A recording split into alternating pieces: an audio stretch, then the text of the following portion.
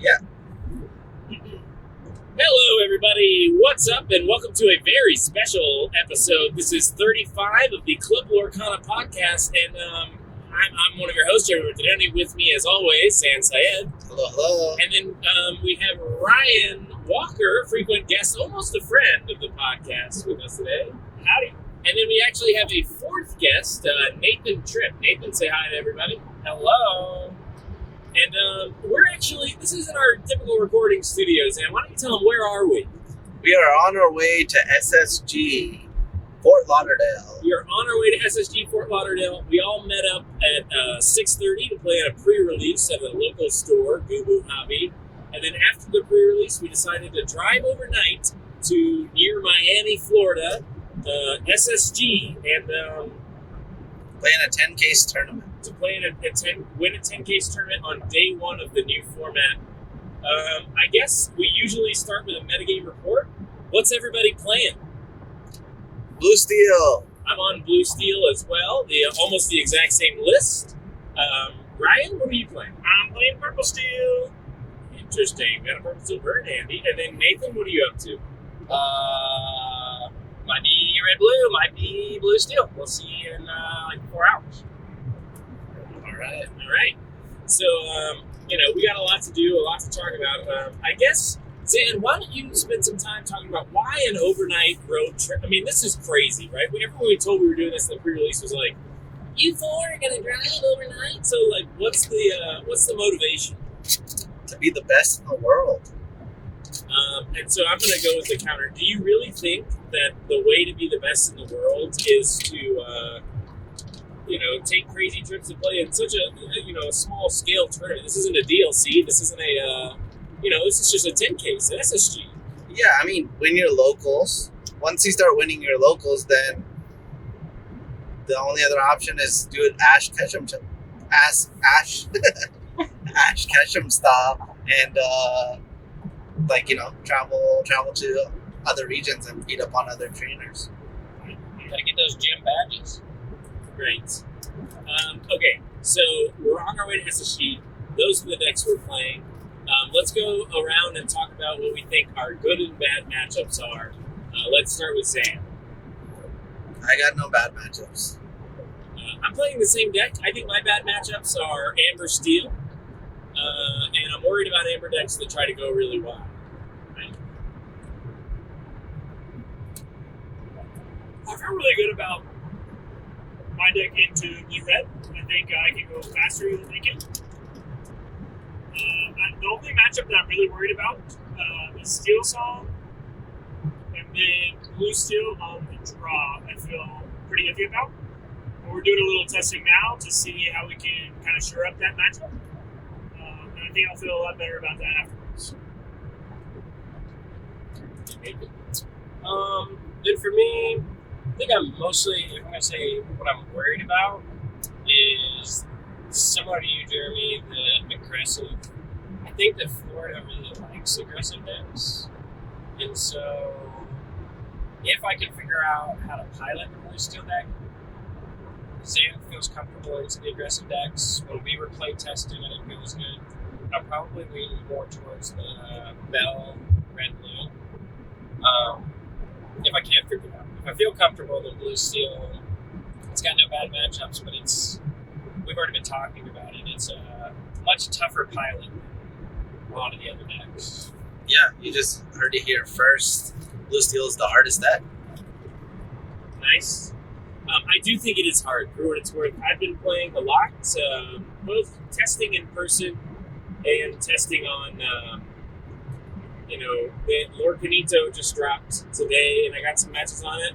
And I thought it would be a lot easier than it was. The fact I'm a little worried that what's going to happen in this format is that Zan's going to win all the time, every time, and then I'm not going to do very well. And he's going to be like, "What's going on, man? What happened?" Zan, what are some any tips or anything like that? I mean, I guess that would be my thing that I would ask right now. I mean,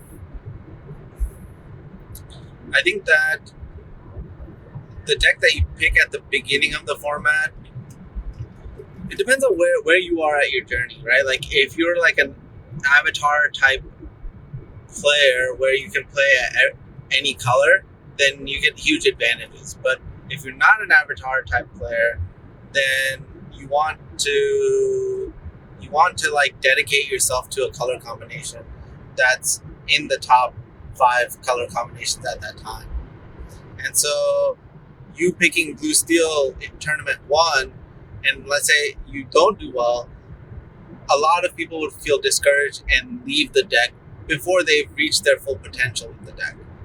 And one thing I've noticed is like players feel like they played perfectly when they actually didn't, and didn't understand something, and that caused them from not reaching their potential with the deck. So what I want to say about set 7 is it feels like the most complicated Lorcana there has been, and I didn't think it was gonna get to this level, but playing blue steel, I'm starting to realize like Lorcana just got a whole lot harder, and you dedicating yourself to a deck and trying to figure out the best version of it, it's gonna be a long journey. So by the time you get to tournament 5, and like you better have dedicated some serious time to whatever color combination you're playing.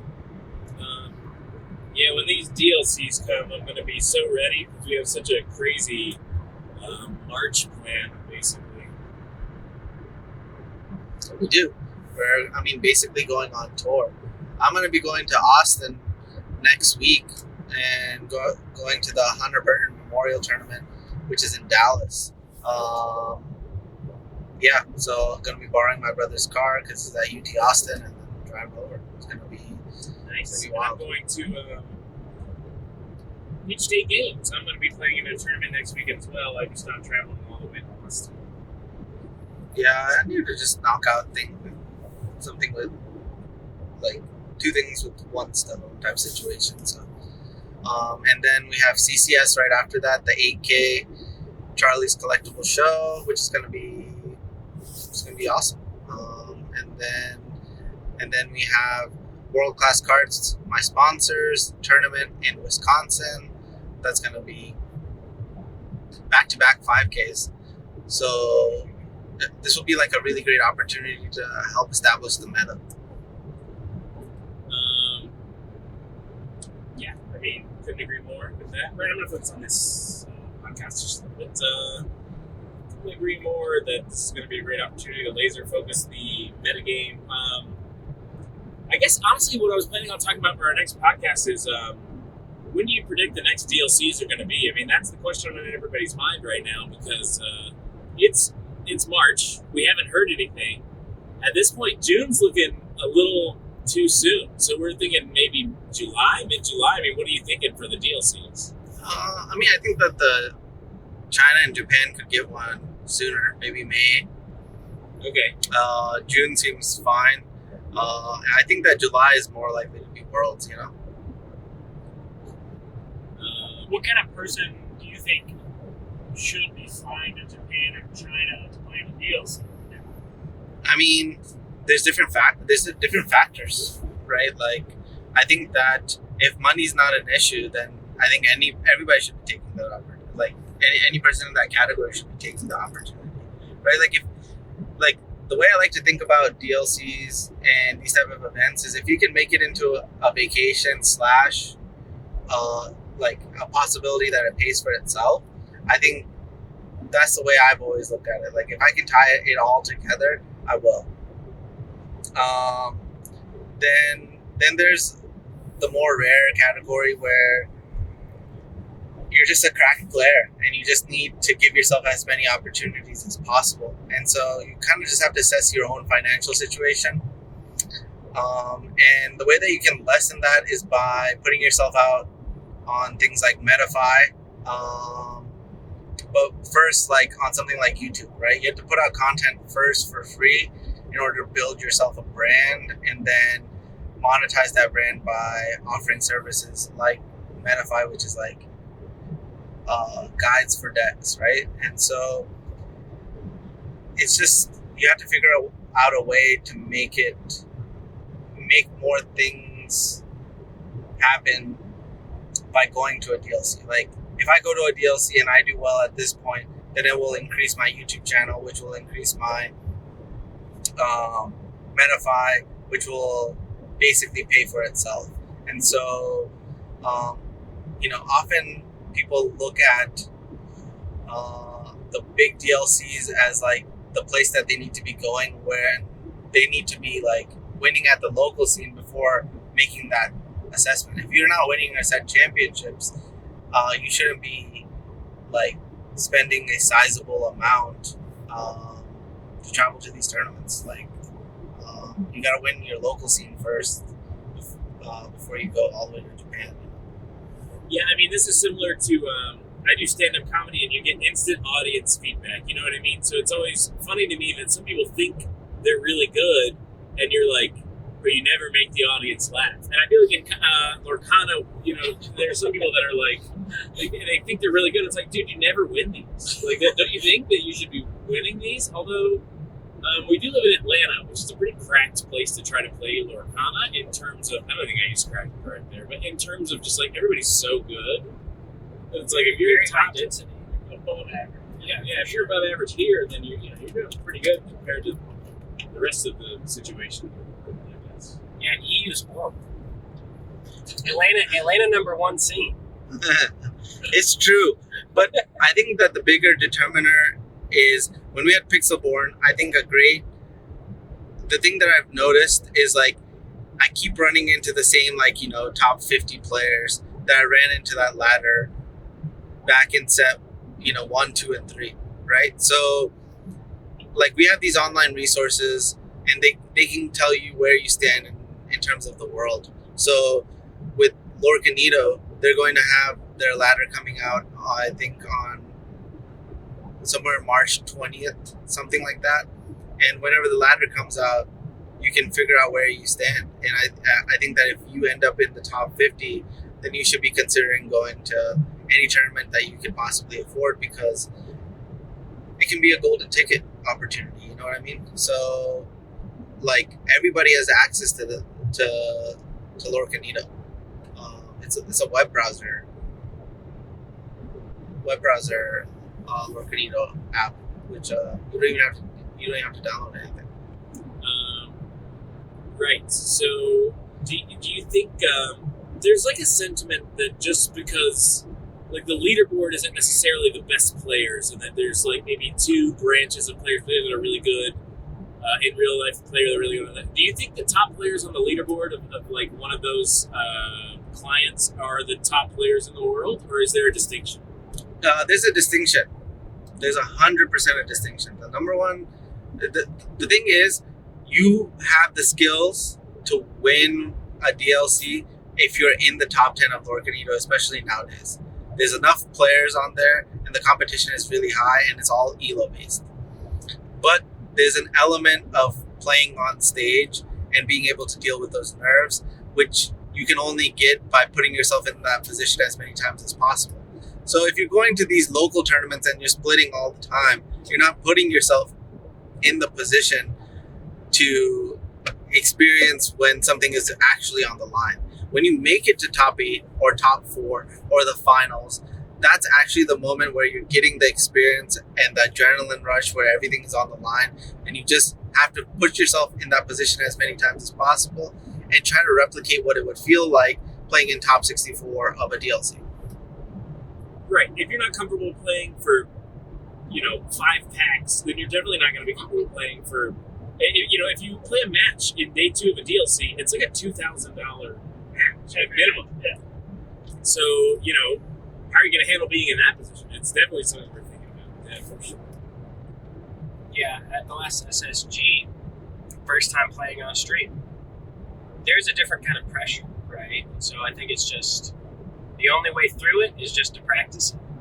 And you just got to do it. And so why go down to SSG and drive 9 hours? I think playing in as many of these tournaments as we can that are to this next level beyond set championships, I think that's the only way to get that practice, especially right now with no DLCs.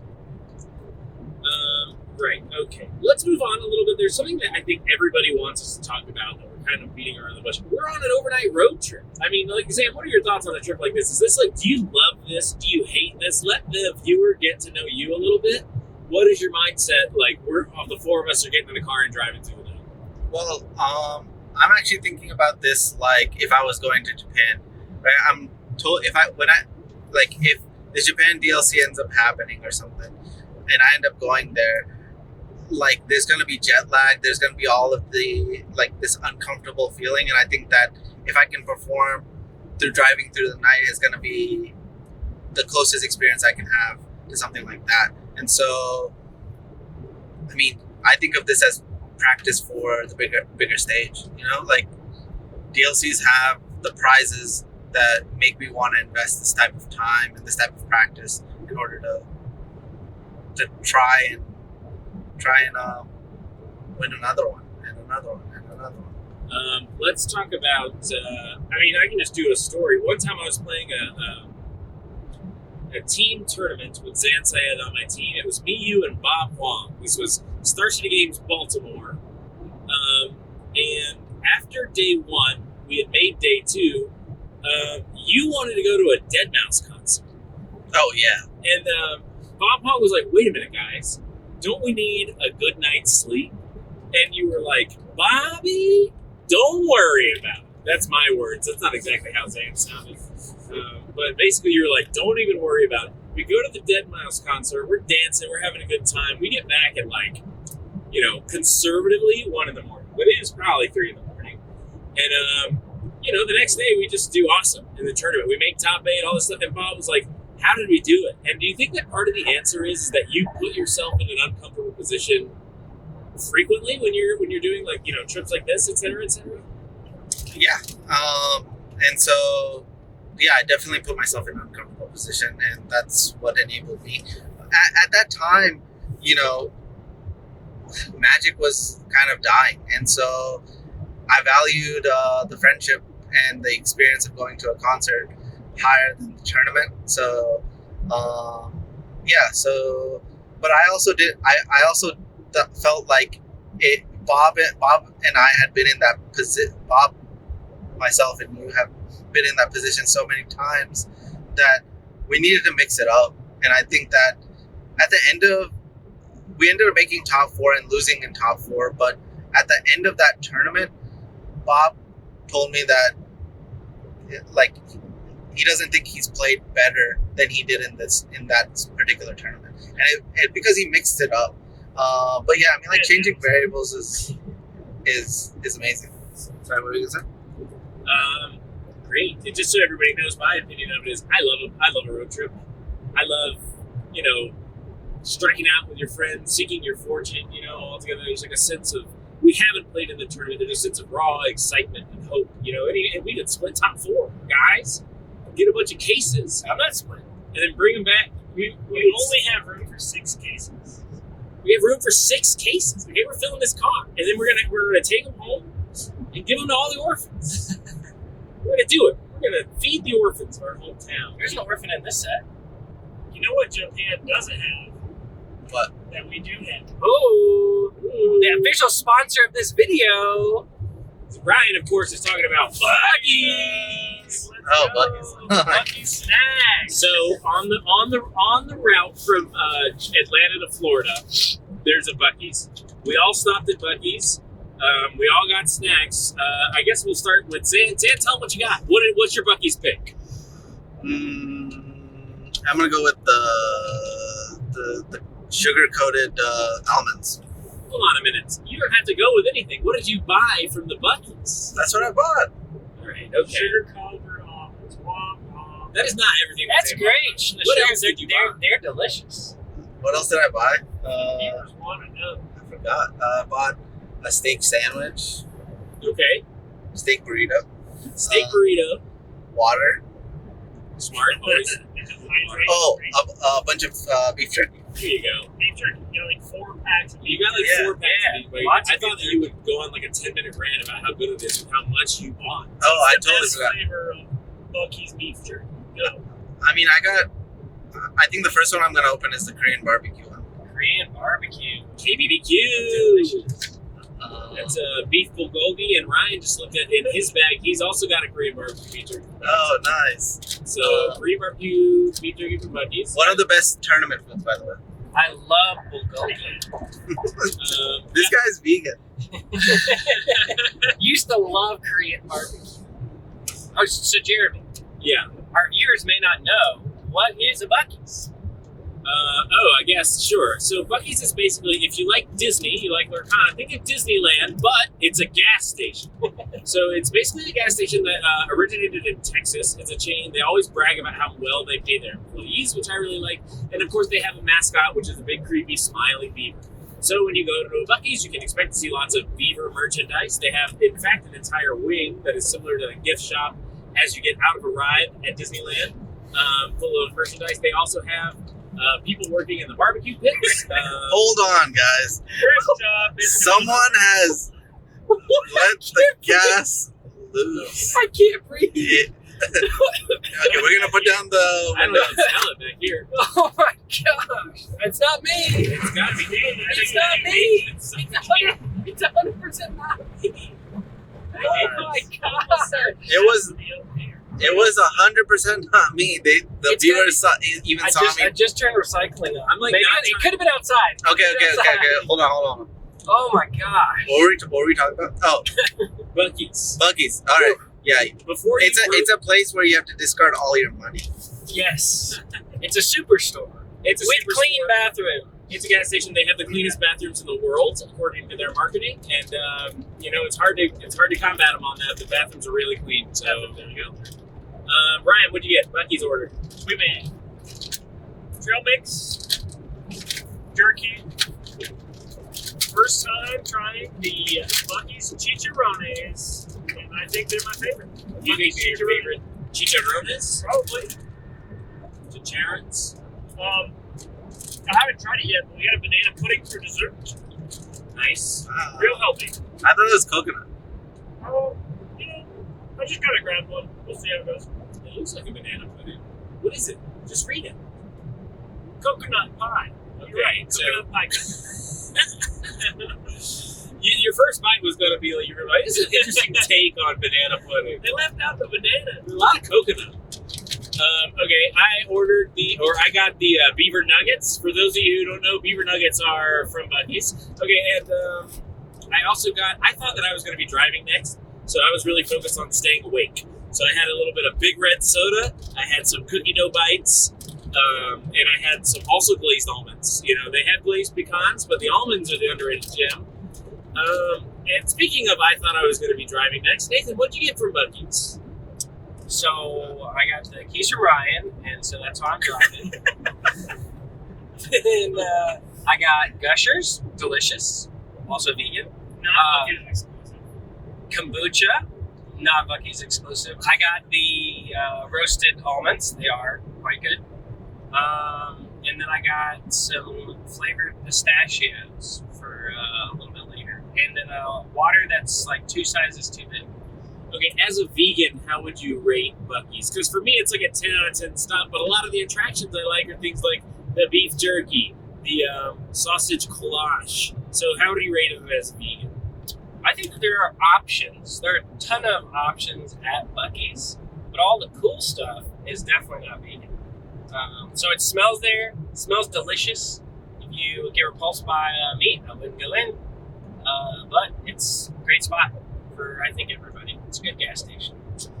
Good gas station. And of course, we got gas that came down to $17.64 for about half a tank. We are doing a gas split, I guess. What else do we want to talk about? We're on an overnight trip. We're not staying in a hotel. We're going to take turns sleeping after this. My schedule's going to be all weird, but it'll be fine. I bought a blankie from Buc-ee's. They have a lot of merch. I got nice little blankets for my slumber aid. I guess we didn't get to, Ryan, how do you feel? Is this your first card game road trip? It's my first overnight card game road trip for sure. We almost had our first one a year ago. Yeah, we got That's what lost. started this. That's how we met you guys. That was the first time we met.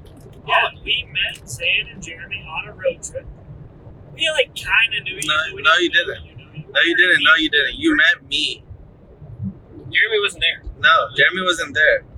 It was me and Kendall. Kendall and I went on a road trip. Oh, and Kendall didn't make the cut. That's Kendall really and I No, look- Kendall did. Kendall, Nathan and I made top 4. Ryan made And that top was 8. in the top 4? Yes.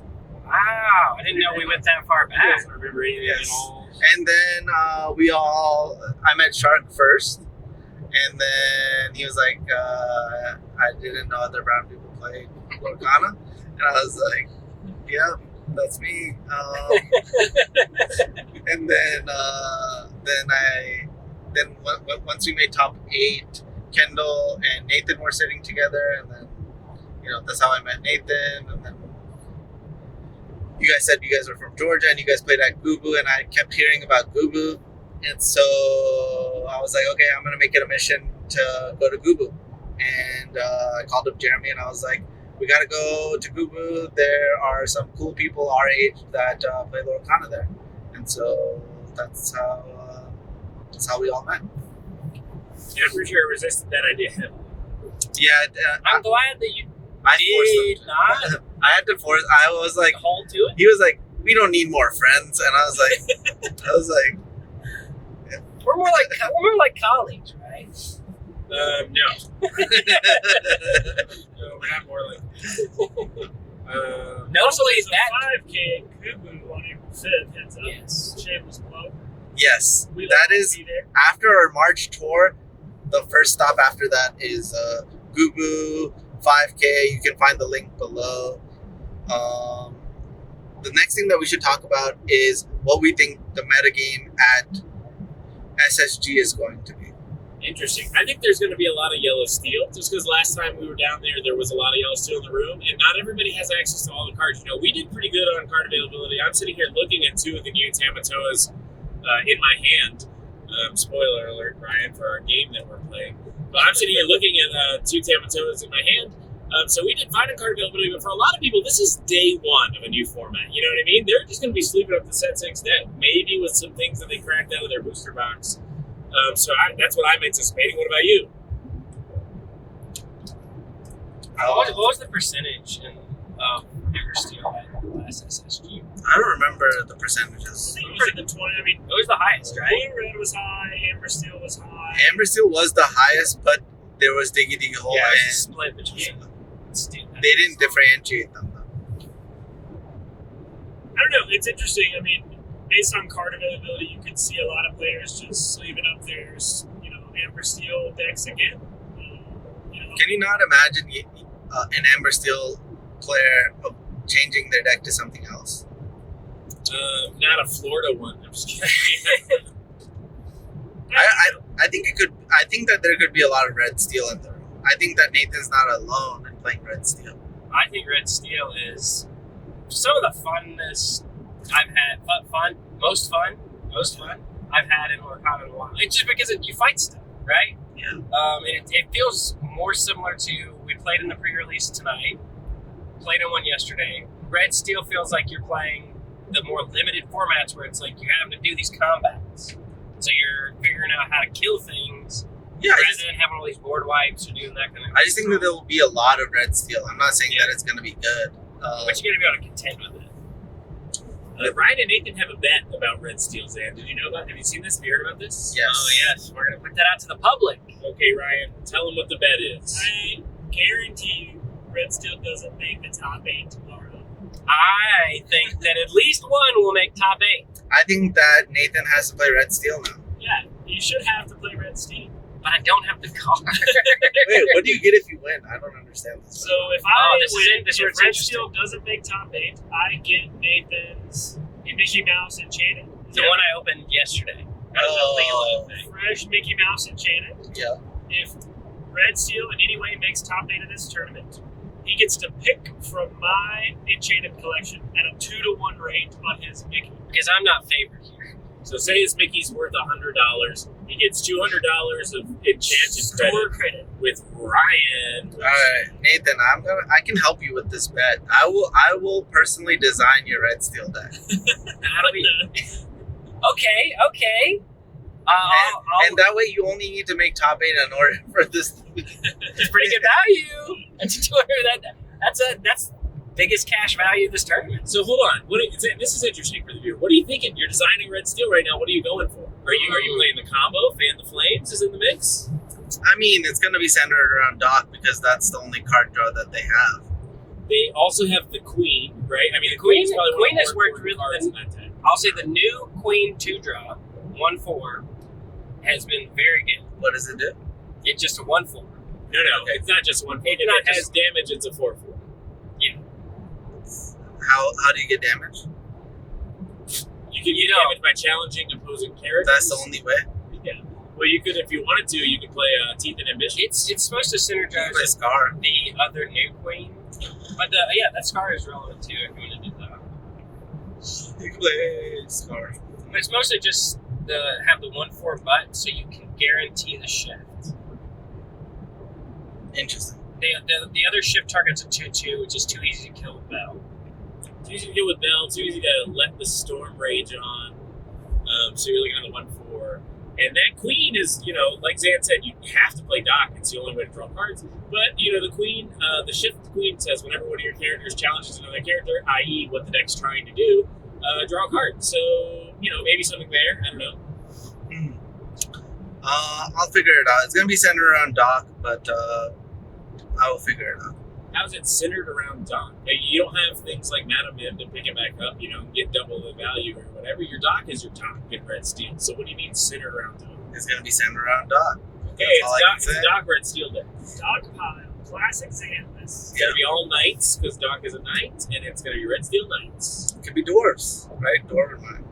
I thought it was I actually Wasn't did. it Vikings? I did build a Dwarven Mine version earlier, and Jeremy said he hated it. Jeremy hates But it. maybe he was wrong. Maybe I was on the right track. I mean, the deck probably should play Mickey.